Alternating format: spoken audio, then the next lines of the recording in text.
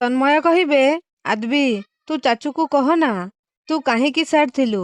ତାପରେ ଆଦ୍ବି କହିବେ, ଚୁପ୍। ପୁଣି ତନ୍ମୟ କହିବେ, ତମେ ସ୍ୟାଡ୍ ହେବ ସେଇଥିପାଇଁ ଆଦ୍ବି କହୁନି ଚାଚୁ। ତାପରେ ଆଦର୍ଶ କହିବେ, ଆଦ୍ବି କହନା, ତୋ ବାପାକୁ କହିବୁନି? କହ, ମତେ କହିବୁନି? ତାପରେ ଆଦ୍ବି କହିବେ, ପପ୍ସ ଆଜି ଏସେ କମ୍ପିଟିସନରେ ସବଜେକ୍ଟ ଥିଲା ମାଇ ମଦର।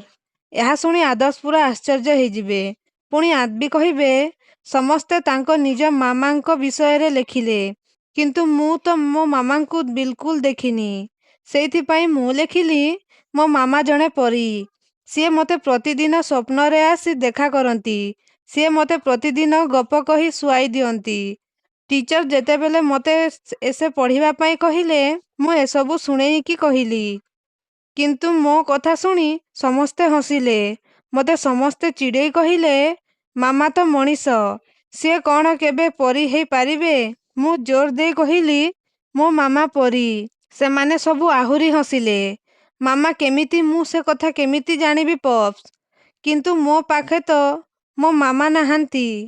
ତାପରେ ଆଦର୍ଶ କହିବେ, ଆଦ୍ବି ସେମାନେ ସବୁ ଷ୍ଟୁପିଡ୍, ସେମାନଙ୍କ କଥା ଆଦୌ ଶୁଣିବୁନି, ଓକେ କହି ଚାଲି ଯାଉଥିବେ। ଆଉ ଆଦ୍ବି କହିବେ, ମୁଁ ଜାଣେ ପପ୍ସ, ତମେ ମାମାଙ୍କ ନାଁ ଶୁଣିଲେ ତମେ ସ୍ୟାଡ୍ ହେଇଯାଅ, ସେଇଥିପାଇଁ ତ ମୁଁ କହୁନଥିଲି, ହେଲେ ତମେ ମୋତେ ବାଧ୍ୟ କଲ। ତାପରେ ଆଦର୍ଶ କହିବେ, ଠିକ୍ ଅଛି, ତୁ ଶୋଇପଡ଼, ଓକେ। ତାପରେ ସେଠାରୁ ଚାଲିଯିବେ।